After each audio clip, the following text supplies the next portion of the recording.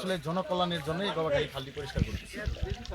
সেটি যেন জনকল্যাণে আমরা যে কাজটি করতেছি উদ্দেশ্য হলে জনগণ আমাদের জন্য দোয়া করবে, দোয়া করলে সোয়া বর্জন হবে, আর সোয়া বর্জন হলে আমাদের সকলের পরকালের জিন্দগিটা ভালো হবে ইনশাআল্লাহ। আমরা এই জনকল্যাণের জন্যই এই খালটি পরিষ্কার করতেছি। আমরা আশা করব শুধু আমরা নয়, জামালপুরের যত মানুষ রয়েছে, আজকে জলবদ্ধতা একটি সবচেয়ে বড় পৌরসভার একটি বড় প্রতিবন্ধকতা সৃষ্টি হয়েছে।